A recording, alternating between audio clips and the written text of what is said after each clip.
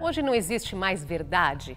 No âmbito da conversa pública, tudo narrativa. Na realidade, existe. Você escolhe sua verdade como quem escolhe um molho de macarrão? Normalmente, quem acredita que tudo é narrativa é assim mesmo. Vivemos a era da pós-verdade? Vivemos já há uns 5 anos. Saberes indígenas valem tanto quanto ciência? Pergunta isso para o pós-moderno.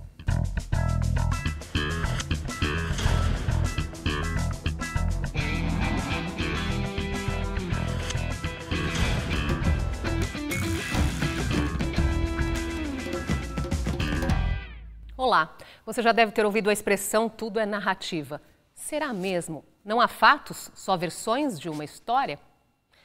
Para falar de narrativas, Pondé, precisamos falar de pós-modernidade, que é quando as grandes narrativas começam a entrar em crise, né? Então, começar nossa conversa por aí. O que é pós-modernidade? Do ponto de vista filosófico, político, sociológico, pós-modernidade representa um período que seria após a modernidade, porque ela seria a continuação da vida moderna sem as utopias modernas. Essa seria a principal diferença. Depois vem, inclusive, a ideia de que cansar das grandes narrativas significa cansar de teorias muito longas, como o marxismo e a psicanálise, que explicaria tudo, mesmo a narrativa científica. Por isso a ideia de que, para um pós-moderno, saberes indígenas valem tanto quanto saber científico, certo? Porque se na realidade tudo depende do ponto de vista, não existe mais a ideia de uma verdade científica sobre o mundo, então está valendo tudo. O polonês Zygmunt Bauman falava que a utopia moderna morreu em Auschwitz, na Segunda Guerra, né? Pelo seguinte, porque a modernidade, entre outras coisas, é caracterizada por um certo conjunto de utopias, que na realidade significa, depois da ciência, depois de uma vida racional, de estados racionais que fazem a gestão pública, né? Depois dos avanços tecnológicos, depois da superação da religião como verdade pública, o mundo vai avançar, vai ficar cada vez melhor. Isso é típica utopia moderna, né? Carregada pela burguesia, claro, que é a grande classe moderna, né? Então, assim, razão, ciência, tecnologia, gestão. O mundo vai ficar melhor, a vida vai ser melhor, mais saudável, blá, blá, blá. Aí vem Auschwitz como grande símbolo, né? Hiroshima também está ali, né? Mas aí o Bauman fala de Auschwitz no sentido de que em Auschwitz você tem ciência aplicada, tecnologia da época aplicada, logística, racionalidade administrativa, tudo a favor do genocídio. Então, quando ele fala que então, a modernidade teria morrido em Auschwitz, não é propriamente o processo modernizador, que continua na pós-modernidade, mas é a utopia moderna sobre ela mesma. Eu vou salvar o mundo, a ciência vai deixar o mundo melhor, a gestão racional das coisas vai deixar o mundo melhor. Isso foi literalmente para o saco. As pessoas passaram a deixar de acreditar nisso? É aí que, como é que esse pensamento muda? Quando é que acontece essa quebra? É porque, é claro que tem gente que, desse ponto de vista, hoje continua vivendo numa modernidade ingênua. Eu diria assim, uma modernidade ingênua, né? Que acha que a vida científica continua indo em direção a alguma coisa que é sempre boa, que a gestão da vida, a gestão racional pública, um dia vai funcionar plenamente, né? De que o ser humano cada vez mais informado, os alemães estavam entre os mais informados da Europa, mais informados, bem informados inclusive, né? Então, à medida que a população vai ficar mais bem informada, então os seres humanos ficam moralmente melhores. Isso é uma história moderna ingênua. Então, o que acontece assim, não é que as pessoas voltaram de Auschwitz e pararam de acreditar na modernidade. É que uma reflexão sobre o que aconteceu em Auschwitz e em Hiroshima levam filósofos e sociólogos, historiadores também, perceberem que há uma ruptura ali. Continuar acreditando que a modernidade vai entregar o que ela prometeu no século XIX, avanço, progresso, vida melhor, pessoas melhores, é uma ilusão. Daí a pós-modernidade nesse sentido, entende? Não está é claro que tem gente que continua vivendo uma modernidade ingênua. Agora, pensando ainda para trás, né, pensando na filosofia, onde é que fica o mito da caverna do Platão nessa história? Porque o filósofo acreditava que a verdade iluminava as pessoas. E para o pós-moderno, a verdade não ilumina? O mito da caverna do Platão é o grande mito fundador da ideia de que quando você pensa, você é capaz de enxergar como as coisas de fato são, que é o filósofo que sai da caverna.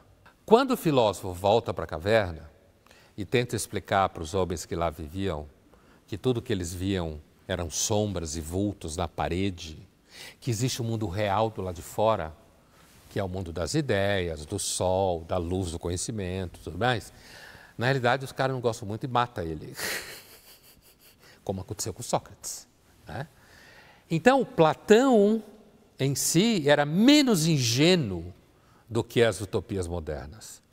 Mas quando você pergunta, bom, então a gente não acredita mais na verdade, na pós-modernidade há dúvida sobre verdade, é porque a pós-modernidade, ao colocar em dúvida a racionalidade científica, a racionalidade do iluminismo, a ideia de que umas 2 ou 3 teorias pode explicar tudo, quando ela põe isso em dúvida, ela traz a ideia de que, olha, de repente aquilo que os aborígenes sabem também tem seu valor. Olha, outra coisa, hein? A história tem sempre gente interessada nisso, naquilo que conta a história. Então, não leva em conta que a história está descrevendo fatos. A história, na verdade, está sendo narrada do ponto de vista, como vai dizer Walter Benjamin, do vencedor, né? E isso impregna no sentido de que isso ganha todo um influxo do próprio marxismo, que é uma das grandes narrativas problemáticas do caso, mas por quê? Porque isso casa bem com toda a crítica colonial, certo? Que existe até hoje. O colonizador inventou uma história, mas na realidade existe uma história do ponto de vista do colonizado. Ou seja, não tem uma verdade única. A história do vencedor é a história do derrotado. Exatamente. Né? Não tem uma verdade única. Agora, trazendo um exemplo prático aí conhecido. A Terra é redonda, é fato, é ciência, não é uma opinião, né? Então dizer que a Terra é plana é uma mentira.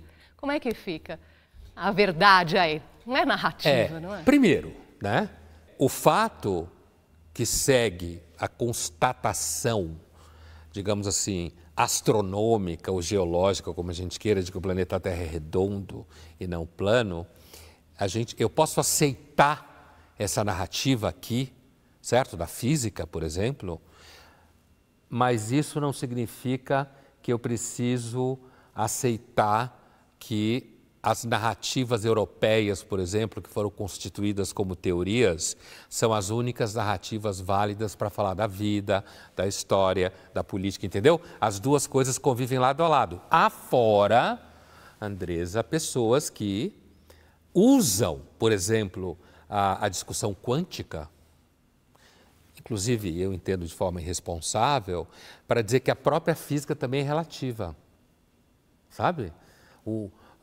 Uma partícula é uma partícula e ao mesmo tempo é uma onda. A partícula reage ao observador. Isso tudo é intuição pós-moderna, entendeu? Porque está relativizando a matéria, entende?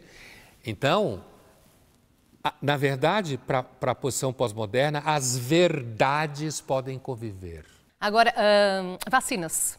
Podemos dizer que vacinas são aí, um outro exemplo. O movimento anti-vacina traz uma guerra de narrativas e aí a narrativa atropela a ciência? Então, durante a pandemia, aconteceu essa guerra de narrativas, digamos assim. Povos não, vai parecer que eu estou falando antropologicamente. Um dos grupos sociais que mais adora a história de narrativa é político, né? Por razões óbvias. Mas assim, na pandemia houve de fato os chamados antivacinas, né? Que falavam que a vacina era falsa. E aí tinha aqueles que diziam que a vacina fazia mal, outros diziam mais loucos que a vacina era um chip, lembra? E produziu todo um discurso negacionista em relação às vacinas. Mas a atitude anti-vacina existe antes da pandemia, né? Você tem grupos, a gente pode chamar de alternativos, talvez, né? Não vou citar nomes aqui nenhum, mas grupos alternativos, de medicinas alternativas, que não a medicina mainstream, que já botavam em dúvida as vacinas antes, A verdade das vacinas, eu estou naquele grupo que toma vacinas, mas assim, a verdade das vacinas, ela não é tão sólida quanto a Terra redonda.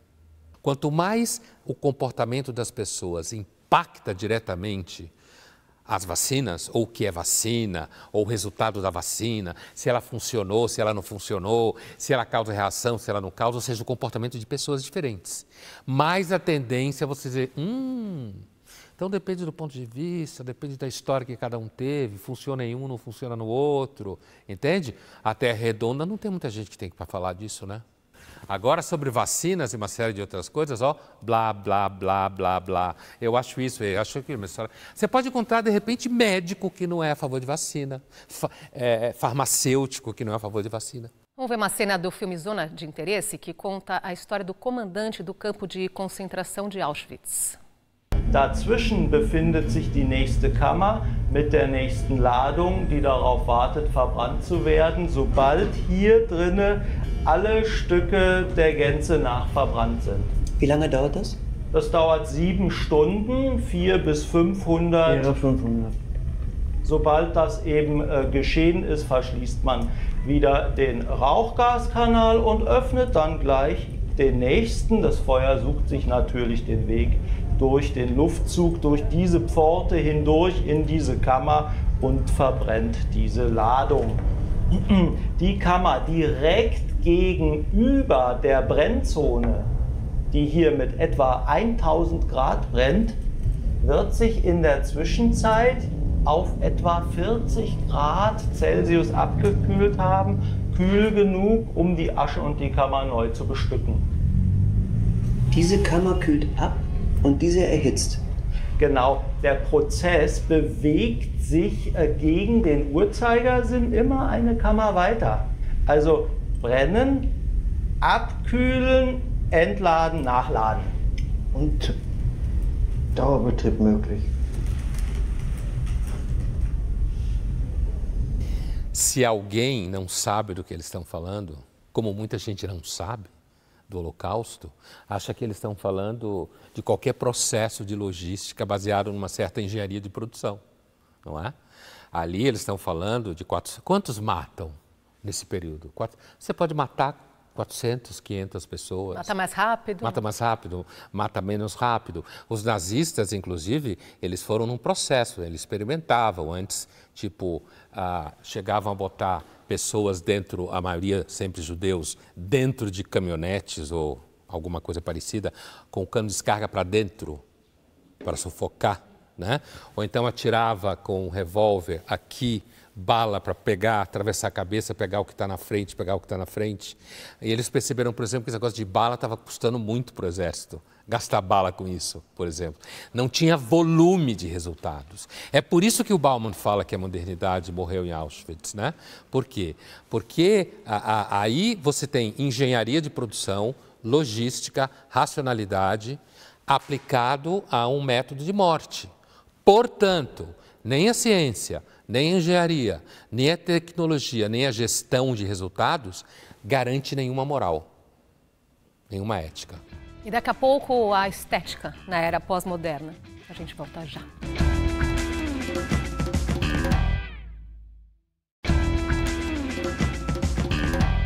Voltamos a conversar sobre pós-modernidade e a quebra das grandes narrativas.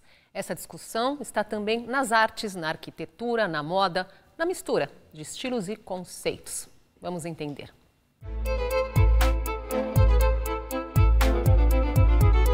A primícia da arquitetura modernista, ela é a industrialização de boa parte dessa arquitetura. Então a gente começa a ter uma arquitetura modernista em escala mais industrial, então a gente tem construções mais rápidas, o uso do concreto, ele é muito aparente, então tem muito concreto. É uma arquitetura mais enrijecida. O movimento pós-modernista, ele vem confrontar essa arquitetura. Então ele resgata a arquitetura mais sinuosa, uma arquitetura que traz novamente colunas gregas. Então ele traz de volta a arquitetura num mix de movimento. Então ele quer trazer um pouco mais de movimento a essa arquitetura. O pós-modernismo ele quer ser livre, né? Essa que é até uma frase que é interessante do pós-modernismo é que a única regra é não ter regras. Então essa é uma das premissas do pós-modernismo. Então essa ideia do experimentar. As cores também, elas são introduzidas de forma bem abundante também. E aí, na década de 80, aí é um grande movimento, que ele começa na Itália. É um movimento de um designer, que ele cria um grupo chamado Memphis. E eles vêm com uma proposta completamente diferente no mobiliário e objetos. Então eles começam esse movimento em 81, no Salão de Milão, que é o grande salão, o grande evento voltado ao design, né? E eles chegam assim, com muitas cores, muitas formas. Então a gente tem uma mistura de cores, é uma grande explosão de cores. A gente sabe que aqui é uma cerâmica de uma ave, por exemplo, mas você tem essa mistura de cores, de texturas, essa ruptura de dogmas relacionados à arquitetura ou regras da arquitetura, ao próprio design, nessa camada, nesse recorte do grupo desse Memphis. Na verdade, ela inexiste, né? Você é livre para trabalhar com todos os elementos, materiais, cores, enfim. É um movimento mais livre, né? Um pós-moderno mais livre.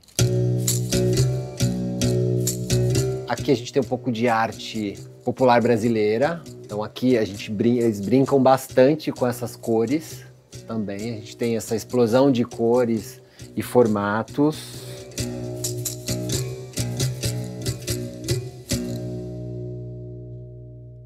A discussão estética ela teve uma importância nessa coisa chamada pós-modernidade, porque assim, não se trata da gente entender que vivíamos a modernidade de uma segunda para terça virou pós-modernidade, porque isso, antes de tudo, é um conceito que foi sendo construído na França, na Itália, nos Estados Unidos, na Inglaterra, certo? Foi sendo construído por, nesse caso, artistas, arquitetos, a mistura de estilos. Tem uma hora que ele fala coluna grega misturada não sei com o quê. Isso é tipicamente pós-moderno, porque os pós-modernos, inclusive na estética, vão falar justamente dessa ruptura de narrativas, misturar estilos, como usar um blazer formal com uma calça jeans, por exemplo. Né? Um blazer com tênis? Ou um blazer com tênis, exatamente. Pós-moderno total, você está pós-moderno. Total pós-moderno, né?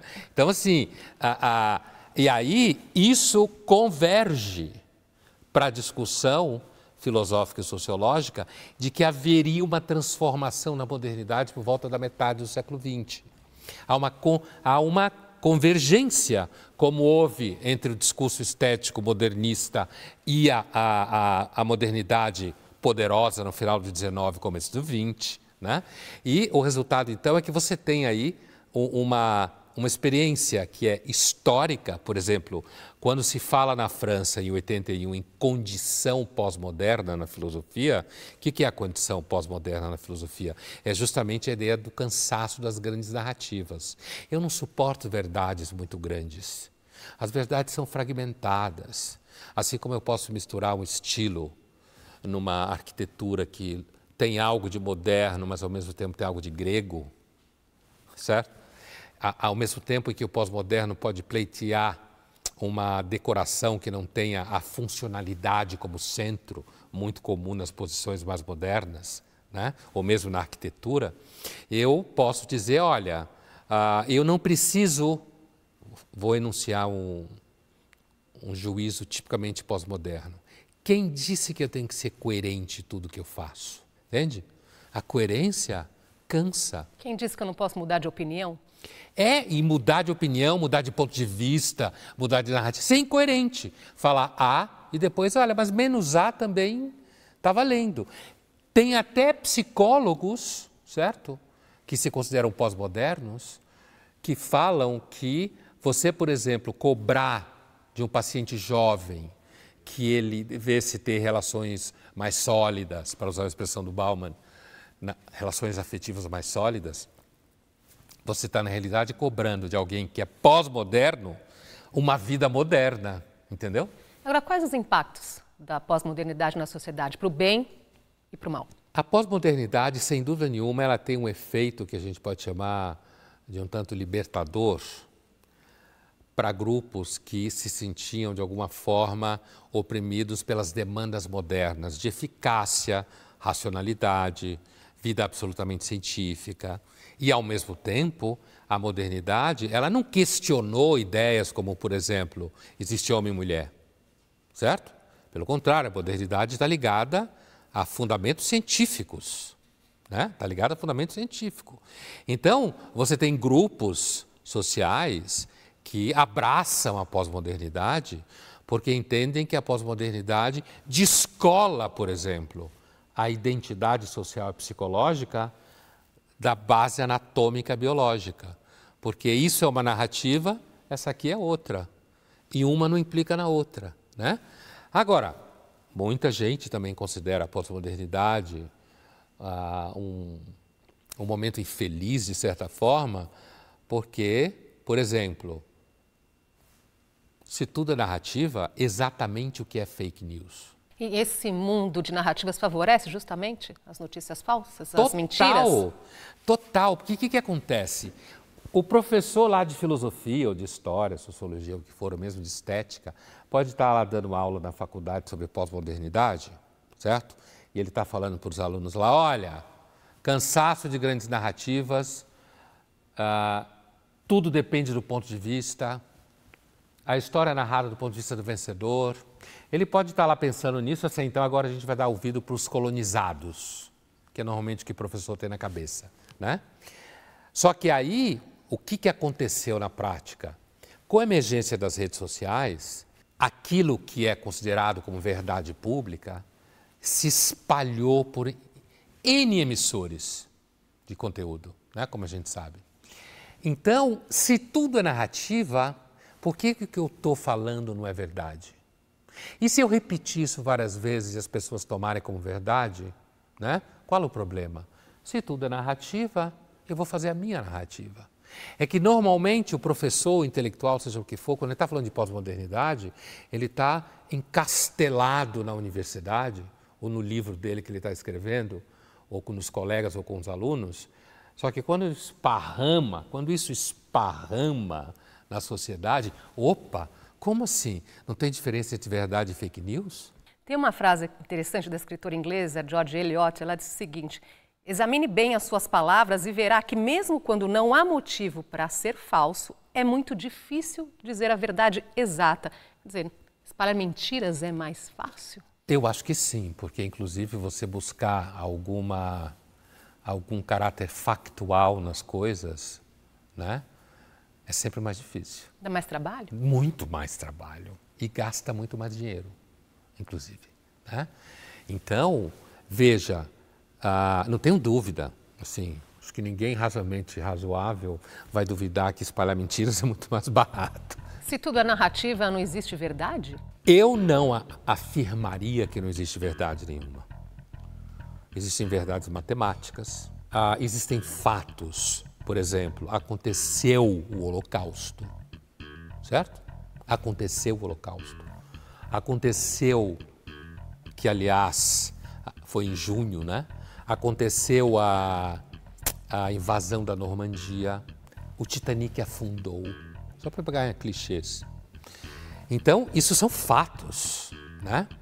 Agora, ao mesmo tempo, o que cresceu ao longo do final do século XX e adentro do século XXI foi uma consciência de que as interpretações variam. O que a gente chama de hermenêutica em filosofia, as interpretações variam. Então, a relação entre um fato e a interpretação do fato, às vezes, se torna mais importante do que o fato nu, puro. Fulano caiu do 7º andar, né? E aí você começa a contar a história. Aí, no dado momento, alguém pode levantar a dúvida. Ele caiu, alguém jogou ele de lá. Por que ele quis pular? Será que ele pulou ou foi sem querer? Então, se você me pergunta se eu acho que se tudo é narrativa, se existe verdade, eu te respondo. Eu não acho que tudo é narrativa. Eu não acho que tudo é narrativa. Eu acho que existe uma dimensão muito importante de narrativa, que isso tomou conta do espaço público, que os agentes sociais assumem esse discurso na direta proporção do que lhe é interessante. Se aproveitam disso. Se aproveitam, exatamente, na medida que os interessa, certo? Mas que, de fato, existe um conjunto de elementos, experiências na realidade que são verdade, que são fatos no sentido jornalístico, por exemplo. E aí a questão é se você vai desistir disso, né? Porque dá trabalho, custa caro. Ou se vai ser mais fácil simplesmente sair mentindo, como muita gente hoje faz. E no próximo bloco, a diversidade de gênero na pós-modernidade. A gente volta já.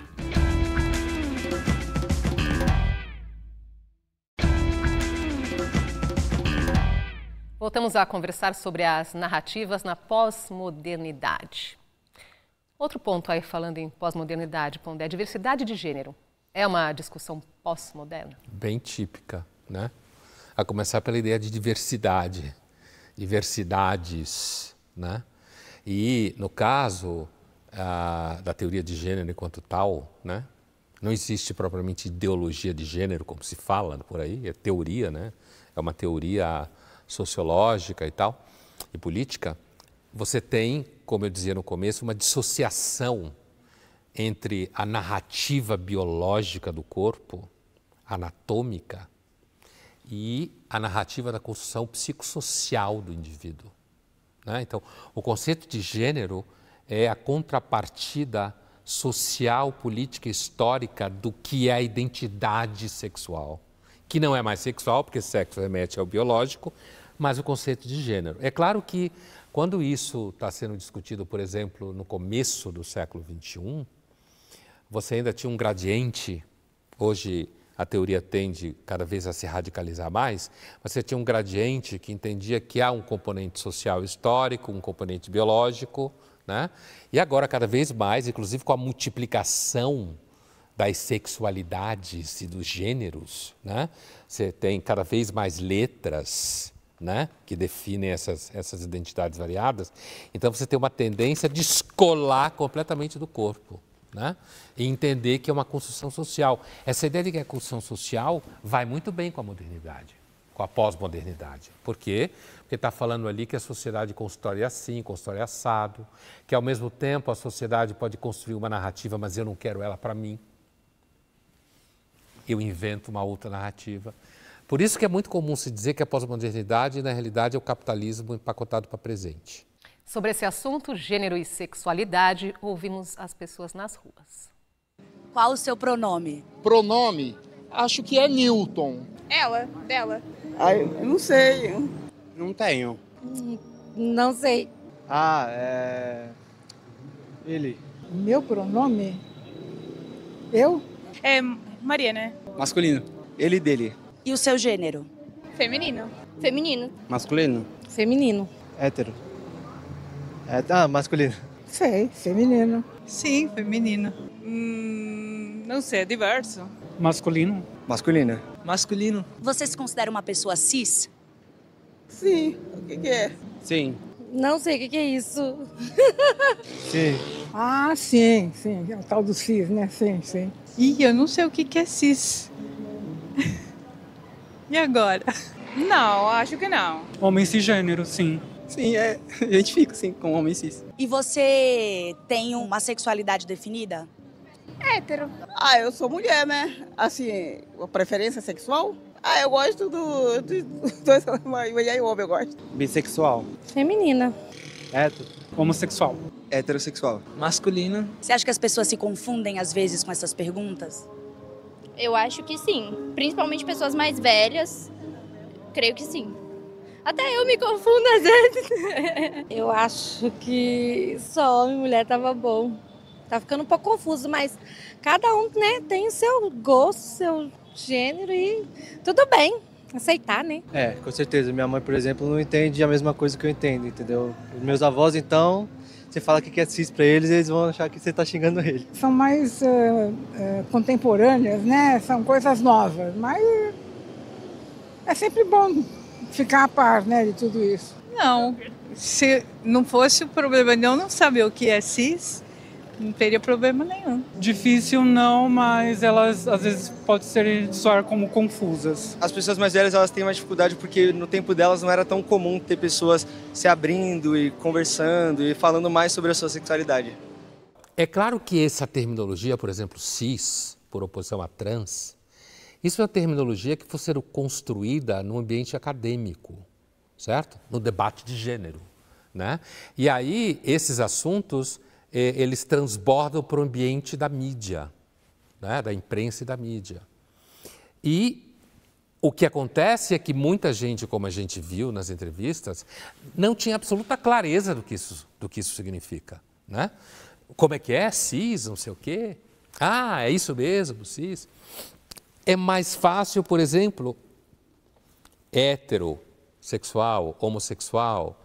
Isso já é uma terminologia, digamos assim, que já está, é uma narrativa que já está instalada, né? Os mais jovens dominam, alguns, né, como a própria menina falou, para mim é confuso. Até eu me confundo. Até eu me confundo. Os mais jovens dominam um pouco mais essa terminologia porque professores falam, porque grupos de redes sociais falam. Agora, pode ser que essa discussão inteira, daqui a 50 anos, ninguém nem lembre. Agora, quando falamos pós-modernidade, vem à cabeça avanço. É mais do que moderno. Sim. Não é? Agora, pensando no respeito à diversidade, dá para falar em avanço num país que mais mata pessoas trans no mundo pelo 15º ano consecutivo? Nesse sentido, não, né? Agora, se você observar, por exemplo, certas matérias de jornal, seja ele qual for, você até tem a impressão que esse tema é um tema que domina a pauta do país. Quando eu me refiro à pauta do país, não estou me referindo à pauta acadêmica ou à pauta jornalística. Estou me referindo à pauta da população profunda, que alguns deles, inclusive, chegam ao assassinato, como você citou, por preconceito, né? Preconceito mesmo, violência de gênero, como se chama. Então, às vezes, quando jornais ou mesmo universidades falam desse assunto o tempo inteiro, entendendo que ao falar vai construir, digamos, um avanço na compreensão das diferenças de gênero, às vezes o efeito é reverso. Isso é uma discussão bastante importante, às vezes o efeito é reverso. Tanto se fala que você pode gerar, inclusive, mais violência. É claro que a gente não pode dizer que o Brasil seja, nesse sentido, um país tolerante, como está na moda falar, com as diferenças, né? E, de novo, se você está no ambiente acadêmico e da mídia, você tem a impressão que é o país mais tolerante do mundo e que essa é a pauta mais importante. A verdade é que, para a imensa maioria da população, essa pauta não é importante. O que não significa que elas são necessariamente assassinas, né? A maioria. É uma minoria que pratica isso. Pondé, algumas teorias de Michel Foucault estão alinhadas, não é, com essas ideias do pós-modernismo. Ele dizia que não há conceito de verdade onde não há conceito de poder. Explica isso para a gente. Então, muita gente remete ao Foucault já uma filosofia pós-moderna, né? Inclusive quando ele mostra a importância da historicidade ou genealogia de certos conceitos, né? Essa questão específica a que você se refere é o fato de, para o Foucault, episteme, é uma expressão que ele usa, que é uma expressão platônica do diálogo teeteto do Platão, que se opõe no diálogo do Platão à doxa. Episteme, conhecimento absoluto, universal; doxa, opinião, reputação. Não é à toa que epistemologia é teoria da ciência, vem da palavra episteme. Portanto, seria uma verdade pura, absoluta. O que o Foucault fala? Que a episteme, na realidade, é política. Ou seja, um certo conjunto tomado como verdade, na realidade ele tem uma história que foi construída que por dentro, por cima, por baixo, por todos os lados, era na realidade disputas de poder, né? Portanto, a posição do Foucault, essa posição do Foucault, é uma das posições que mais favorece a ideia de que se episteme é poder, então o que está em jogo? Está em jogo quem vai controlar os meios de produção de episteme, certo? Portanto, antes da teoria da verdade, episteme tomada como verdade, está a teoria política da produção dessa verdade. E daí você entra no debate político. E daí você entra na ideia de que assim, nós não vamos fazer acordo, porque eu quero que no final o Brasil tenha uma autopercepção de si mesmo X. E você quer que ele tenha uma autopercepção de si mesmo W. Certo? Então, o Foucault, sem dúvida nenhuma, apesar de que o discurso do Foucault está alinhado com a ideia de que a descoberta de que episteme é política nos deve tornar conscientes para a gente não se tornar vítima de métodos opressivos de constituição de episteme, certo? Essa é a ideia, é uma ideia de libertação, de certa forma, né? Mas ela serve para alguém que diga assim, se episteme é política, se tudo é poder, vamos brigar por poder. E quem vencer vai estabelecer a verdade. Vamos trazer a opinião da psicóloga e sexóloga Tatiane Coimbra sobre a discussão de gênero na pós-modernidade. As ideias de gênero e papel de gênero, como conhecemos hoje, é de fato uma discussão pós-moderna. Mas a gente não pode esquecer que em diversas outras culturas, muitos séculos atrás, já existiram muitas discussões e estudos sobre a temática. Hoje a gente tem uma discussão mais sistemática sobre o tema e de uma forma um pouco mais naturalizada. Mas é importante olhar para o passado para entender como que a gente chegou nesse momento. Mas foi de fato no século XX que tivemos um aprofundamento na temática. O discurso de gênero se expandiu, principalmente com o surgimento do feminismo moderno e as teorias queer. E aqui também menciono uma outra obra importante desse período, que foi lançada no ano de 1949 pela filósofa Simone de Beauvoir, intitulada O Segundo Sexo. Nessa obra de 2 volumes, ela traz uma análise científica muito interessante sobre o problema da construção do gênero feminino na sociedade. Ela conceituou o gênero, mostrando que ninguém nasce mulher, torna-se. Logo, ninguém nasce homem, torna-se. Ou seja, ela demonstrou cientificamente que ser homem e ser mulher consiste em uma aprendizagem. Já a teoria queer nasceu a partir dos anos 80 e questionava a noção de binaridade de gênero, ou seja, essa divisão dicotômica entre homem e mulher, feminino e masculino, destacando a fluidez e a diversidade dessas identidades. Então, embora as ideias sobre gênero tenham existido de diferentes formas ao longo da história, o discurso de gênero como entendemos hoje é um discurso pós-moderno, que fala sobre questões como identidade de gênero, expressão de gênero e sexualidade. Ela pega o livro da Beauvoir, 1949, né, do Segundo Sexo, e, portanto, uma afirmação que ficou famosa de que ninguém nasce mulher, torna-se mulher, assim como a gente pode dizer ninguém nasce homem, torna-se homem. A Simone de Beauvoir, nesse sentido, ela abre o espaço para a ideia de que é o processo histórico e de vida individual e social que vai construindo a identidade específica de uma pessoa. Ela tem razão quando ela remete a isso, a própria discussão que se tem hoje de gênero. Ela faz um arco como se a discussão feminista aqui vai preparando a discussão de gênero aqui para, inclusive, ultrapassar a ideia do debate entre homem e mulher, né? Feminismo, machismo, só essa questão. E, de fato, você encontra, por exemplo, em textos gregos de análise cética de comportamento, referências aqui, os persas, tinha casal que o homem se vestia de mulher e eles viviam como casal. Então, essas coisas não são novas à humanidade. Como ela diz, se tornou sistêmica a discussão, né? Se tornou mesmo. Hoje aparece muito mais, como diziam os nossos entrevistados, né? E tem uma outra coisa, se tornou uma questão em que vá se construir uma episteme, voltando ao Foucault, que seja uma episteme que não fique presa na dicotomia homem e mulher. Por quê? Porque aqui tem o grupo disputando o poder da narrativa das identidades, né? Ela usa a expressão científica, mas é científica no sentido histórico-sociológico. Alguém da epistemologia, de teoria da ciência, diria soft sciences, No próximo bloco a gente continua com essa conversa. Vamos falar mais sobre os autores pós-modernos. A gente já volta.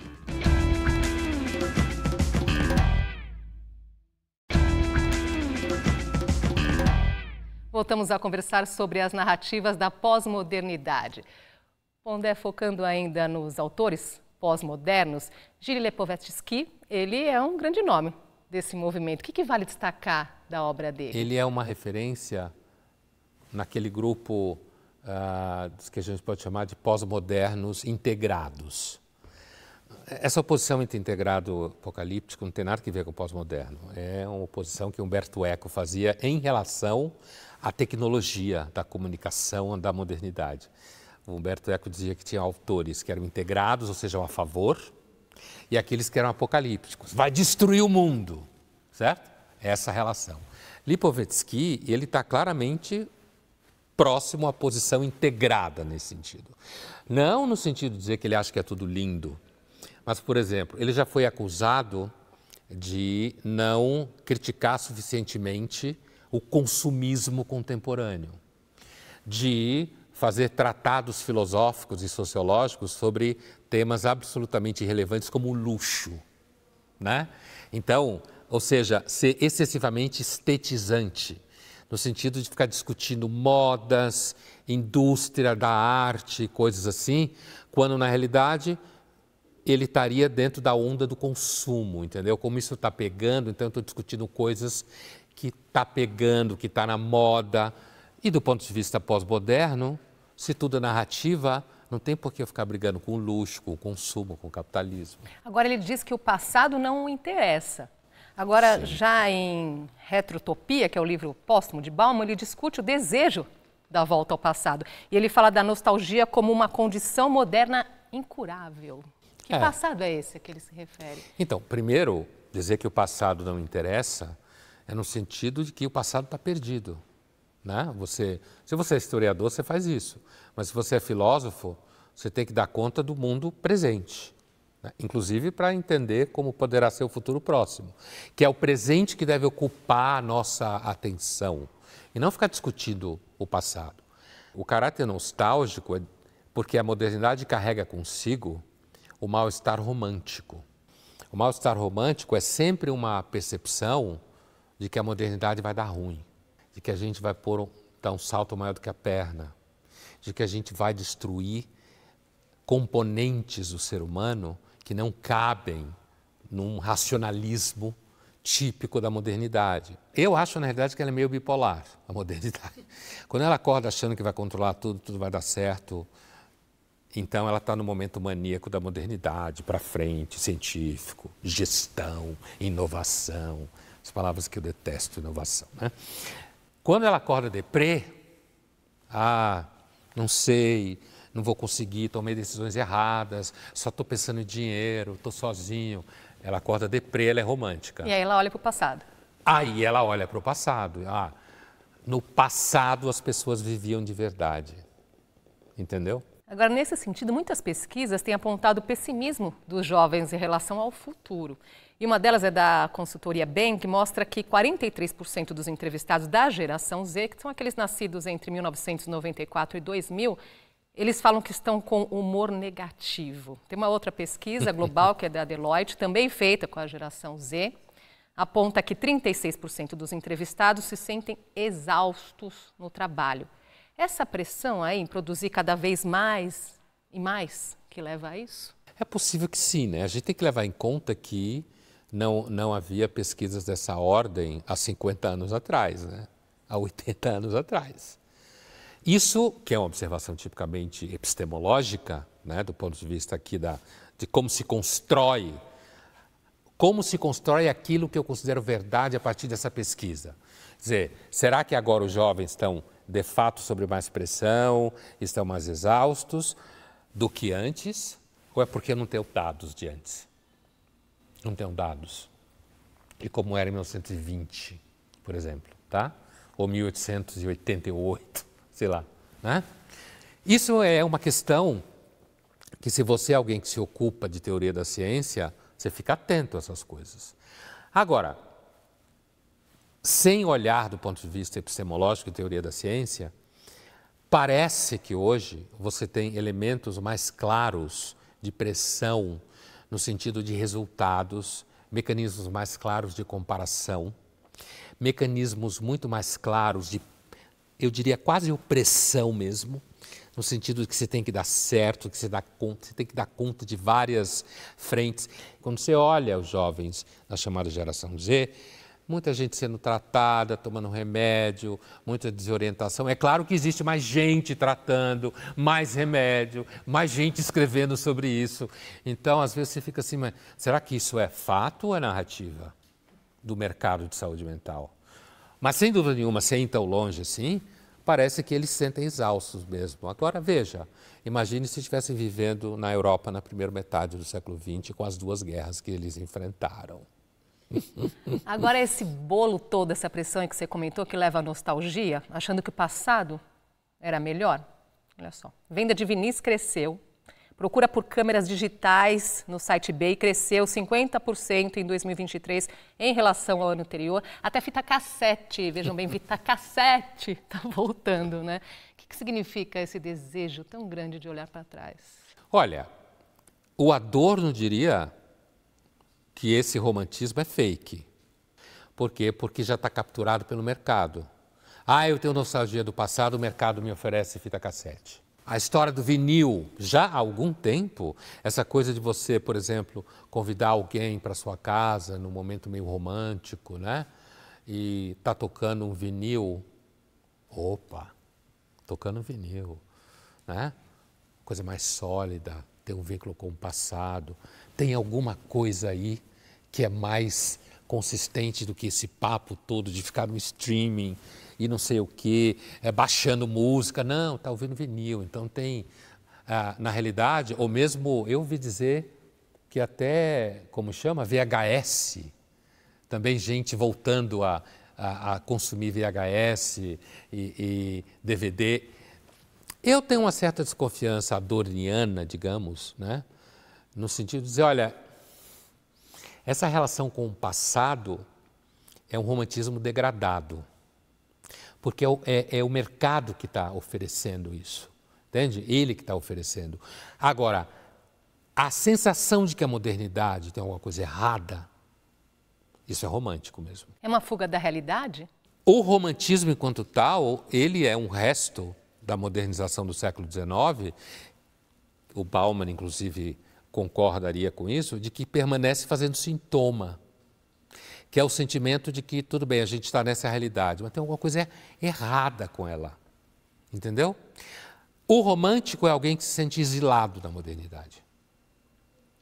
Não porque ele é alguém do passado, porque ele não é, ele é moderno ou pós-moderno, hoje, mas ele não se sente em casa na modernidade ou na pós-modernidade.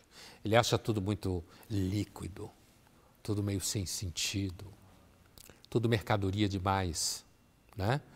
Tudo submetido à lógica dos resultados. Mas, sem dúvida nenhuma, não é combater a modernidade, combater a pós-modernidade. Quem consegue fazer isso? Principalmente comprando fita cassete ou vinil, não. Vinil tem estilo, mas e daí? Vamos ver um trecho de Spring Breakers, Garotas Perigosas, que mostra o dia a dia de sexo, drogas e bebidas. Filme de 2013, dirigido por Hermione Corini.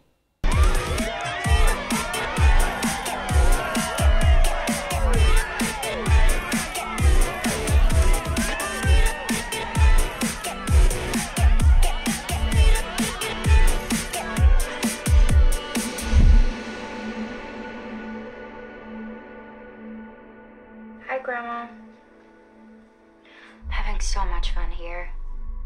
This place is special. I'm starting to think this is the most spiritual place I've ever been.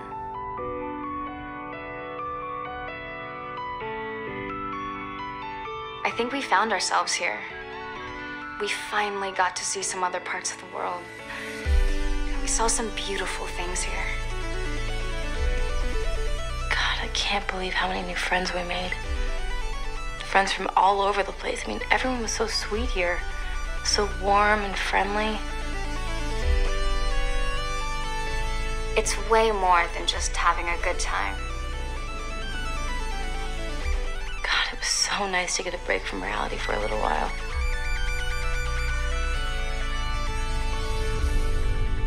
We'll always remember this trip. I want to come back again next year with you. Something so amazing, magical, something so beautiful. Feels as if the world is perfect, like it's never gonna end.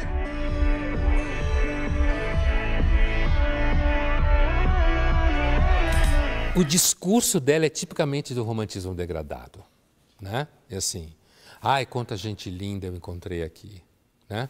O lugar é mágico, é uma experiência super espiritual, né?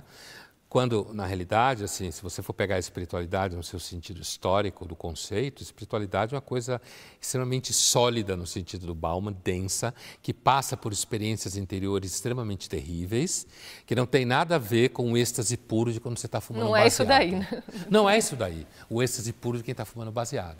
Então, a minha impressão é que as imagens que o filme passa e o ambiente que elas estão e o discurso dela dá claramente para nós a consciência de que isso daí é o máximo que o século XXI pode produzir de profundidade. Depois da pós-modernidade vai vir o quê? Se você me fizesse essa pergunta no começo do século XXI, eu diria, depende do que um autor francês importante escreva, né? No sentido que os franceses sempre pautaram muito esse tipo de debate. Hoje, talvez eu diria para você, depende do que engajar durante um tempo sobre o discurso do futuro. É claro que as redes sociais, elas produziram acesso a uma série de coisas. Tudo que o ser humano vive e faz é assim, ambivalente. Mas seguramente as redes sociais produziram uma das experiências de maior desorientação que a humanidade já teve. Por excesso de informação, um monte de coisa sem qualidade nenhuma, certo? Então eu diria para você, o que viria depois da pós-modernidade, hoje depende muito do que engajar durante algum tempo. Daqui 15 minutos eu vou dizer que é isso, daqui meia hora eu vou dizer que é aquilo, daqui 45 minutos eu vou dizer que é aquilo. Eu imagino que o que pode vir é, nas regiões mais ricas do mundo, pessoas altamente egocêntricas, consumindo coisas que estão ao seu alcance, sem muitos vínculos. Estou meio Bauman nessa afirmação, né? Há uma desigualdade social instalada no mundo, no sentido de manter grupos sociais mais pobres do lado de fora, a construção de mecanismos e ferramentas, sejam políticas, institucionais, sejam tecnológicas, de separação dessa grande parte da população, né? Um enorme tédio, porque você pode comprar tudo muito fácil. A gente fica por aqui, nós voltamos na semana que vem. Obrigada pela sua companhia. Até!